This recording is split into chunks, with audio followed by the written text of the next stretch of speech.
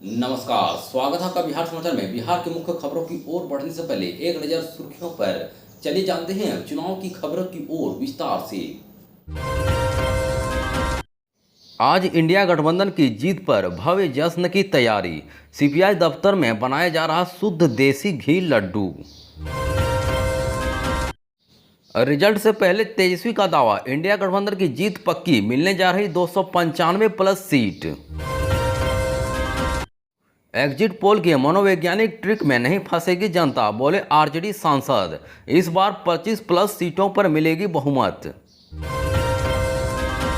आज 4 जून को बिहार में 40 केंद्रों पर मतगणना। बोरिंग रोड में नहीं चलेगी गाड़ियां, इमरजेंसी सेवा की गाड़ियों को मिली छूट।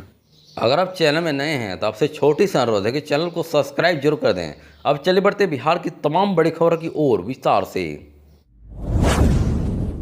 इस वक्त की बड़ी खबर है कि बेगूसराय के सीपीआई कार्यालय में जश्न की तैयारी चल रही है। लोकसभा चुनाव के नतीजे आज 4 जून को आने वाले हैं। वहीं जीत और हार का फैसला आने के पहले ही राजनीतिक पार्टियां जश्न की तैयारी में जुट गई है।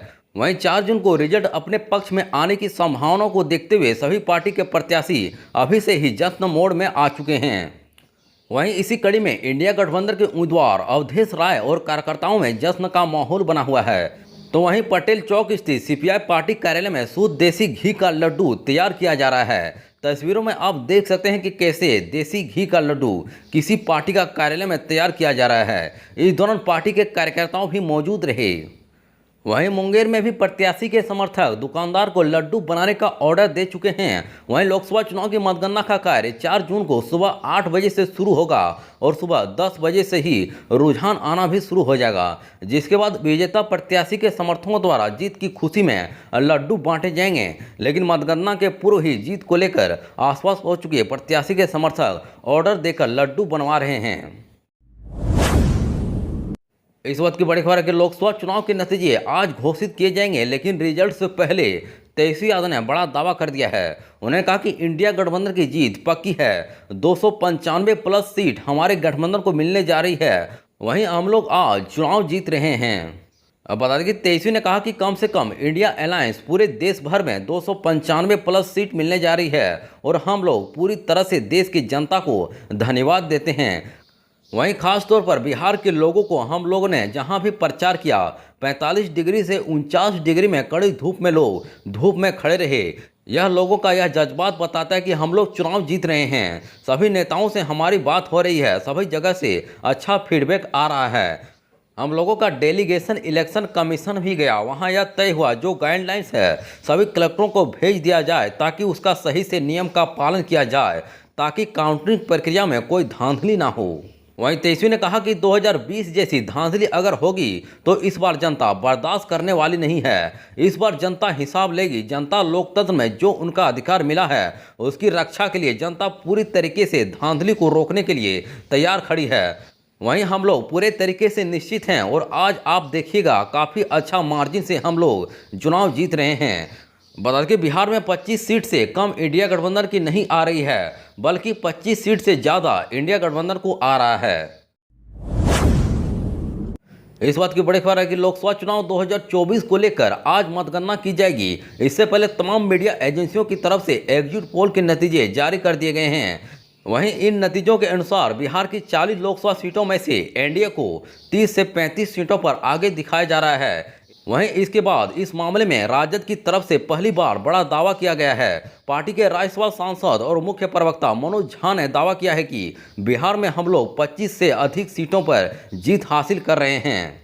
वहीं हर चरण की मतगणना के बाद जब तक पूरे कैंडिडेट खुद को संतुष्ट ना मान लें और जब तक सबकी सहमति ना मिल जाए तब तक हमें दूसरे चरण में नहीं जाना चाहिए।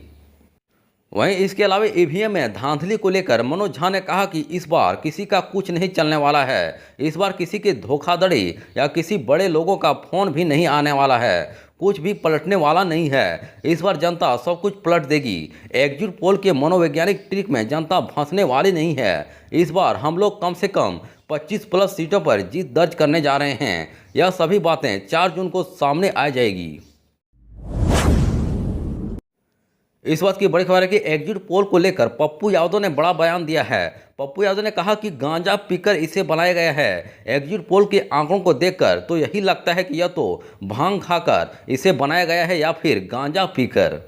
बता दें कि पूर्णिया सीट से निर्दलीय प्रत्याशी पप्पू यादव ने आगे कहा कि ऐसा हम इसलिए कर रहे हैं कि जितनी सीटें हैं उससे कहीं ज़्यादा जता दी गई है। किसी भी सूरत में एनडीए को 230 से ज़्यादा सीटें नहीं मिलने वाली है और बिहार की सभी 40 सीटों में से इंडिया गठबंधन 15 से 20 सीटें जीतेगी।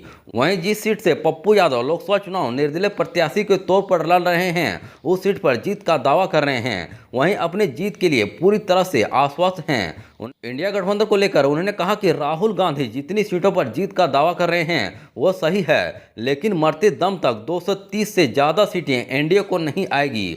वहीं पप्पू यादव ने चाणक्य के एग्जिट पोल को गलत बताया। कहा कि चाणक्य ने एनडीए को 400 से ज़्यादा सीटों पर जीत की बात कही है। ऐसा लगता है कि गांजा पीकर या भांग खाकर यह आंकड़ा बनाया है, क्योंकि सीटें 5 हैं और जीत 6 पर दिखाया गया है। वहीं जहां 12 सीट है वहां 11 सीट पर जीत और 3 सीट बढ़ने की बात कही गई है। एग्जिट पोल को पप्पू यादव ने सिरे से खारिज कर दिया है।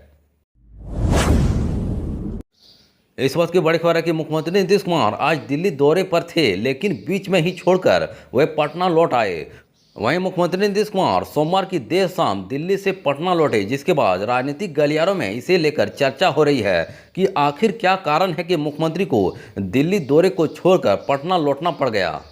अब बता दें कि मुख्यमंत्री नीतीश कुमार 3 दिवसीय दौरे पर दिल्ली गए थे, लेकिन प्रधानमंत्री से मुलाकात के बाद वे पटना लौट आए हैं। दिल्ली दौरे को बीच में छोड़कर सीएम नीतीश कुमार के पटना लौटने की चर्चा अब होने लगी है। लोकसभा चुनाव के रिजल्ट से पहले पीएम मोदी और सीएम नीतीश की मुलाकात दिल्ली में हुई। इस दौरान 4 जून को आने वाले परिणाम को लेकर दोनों के बीच बातचीत हुई थी। अब बता दें कि बिहार की 40 लोकसभा सीटों में से बीजेपी 17 तो वहीं नीतीश कुमार की पार्टी जेडीयू 16 सीटों पर चुनाव लड़ रही है। ऐसे में इन सीटों के रिजल्ट को लेकर उनके बीच बातचीत हुई। इससे पहले दिल्ली एयरपोर्ट के बाहर पत्रकारों ने मुख्यमंत्री से यह सवाल किया कि एग्जिट पोल में एनडीए की सरकार बन रही है, वहीं इस पर उनकी क्या प्रतिक्रिया है। मुख्यमंत्री ने सिर्फ इतना कहा कि बनेगी, जरूर बनेगी। अब बता दें कि एग्जिट पोल में बिहार में एनडीए को 30 से 35 सीटें मिलने का अनुमान लगाया गया है। वहीं सर्वे में जदयू को कुछ सीटों के नुकसान का अनुमान भी है, लेकिन उसके बावजूद उसका प्रदर्शन शानदार रहने का अनुमान है। वहीं महागठबंधन को एक बार फिर से बड़ी हार झेलनी पड़ सकती है। महागठबंधन को इस बार 10 से 5 सीटें जीतने का अनुमान लगाया गया है। इस वक्त की बड़ी खबर है कि आज आने के 4 जून को लोकसभा चुनाव के नतीजे सामने आने वाले हैं। एक तरफ जहां एनडीए सरकार बनने की तैयारी में है, तो वहीं दूसरी तरफ इंडी गठबंधन ने भी सरकार बनाने का दावा कर रहा है। वहीं मतगणना से पहले आरजेडी चीफ लालू प्रसाद ने काउंटिंग में गड़बड़ी की आशंका जताई है और काउंटिंग को लेकर कार्यकर्ताओं को बड़ा टास्क दे दिया है। वहीं लालू प्रसाद ने एक्स पर लिखा है कि लोकतंत्र के महापर्व लोकसभा चुनाव में आपने जिस तरह से बढ़ चढ़कर हिस्सा लेकर इंडिया गठबंधन के पक्ष में जमकर मतदान किया, इसके लिए आप सभी का हृदय से आभारी हूं। मैं आभारी हूं कि इंडिया गठबंधन और राष्ट्रीय जनता दल के एक एक कार्यकर्ता का, जिसने चुनाव के दौरान भीषण गर्मी के परवाह किए बिना पूर्ण मनोयोग के साथ संविधान, लोकतंत्र और आरक्षण को बचाने के लिए दिन रात एक कर दिया।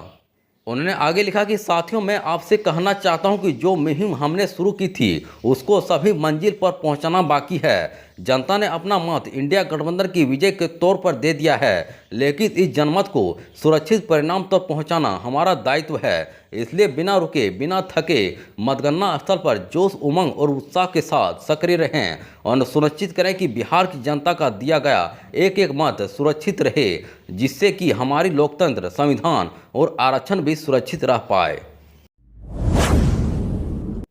इस वक्त की बड़ी खबर है कि शिक्षा विभाग के अपर मुख्य सचिव के पाठक के लंबी छुट्टी पर जाने के बाद राहत की सांस ले रहे सरकारी स्कूलों के शिक्षकों के लिए बुरी खबर है। गर्मी के कारण स्कूल बंद है, लेकिन शिक्षकों को ड्यूटी पर आना होगा। वहीं शिक्षा विभाग में तैनात किए गए नए अपर मुख्य सचिव एस सिद्धार्थ ने सोमवार की शाम विभाग के अधिकारियों के साथ वीडियो कॉन्फ्रेंस के जरिए बैठक की। इसमें स्कूल के बंद रहने के बावजूद शिक्षकों के ड्यूटी पर आने के पाठक के आदेश पर चर्चा की। बता कि राज्य सरकार ने 8 जून तक स्कूल बंद करने का आदेश दिया था, लेकिन के पाठक ने आदेश जारी कर रखा था कि स्कूल केवल छात्रों के लिए बंद रहेगा। शिक्षकों को उसी समय पर स्कूल आना होगा जैसे पहले आ रहे थे। वहीं एस सिद्धार्थ ने आज सारे जिला शिक्षा पदाधिकारियों को निर्देश जारी किया है कि वे शिक्षकों के लिए स्कूल आने और जाने की टाइमिंग को बदलें। वहीं जिला शिक्षा पदाधिकारी स्कूलों के प्रधानाध्यापक और शिक्षकों के काम के आधार पर उनके स्कूल आने जाने का समय तय करें, लेकिन शिक्षकों को स्कूल आना पड़ेगा और प्रशासनिक कार्य करना पड़ेगा।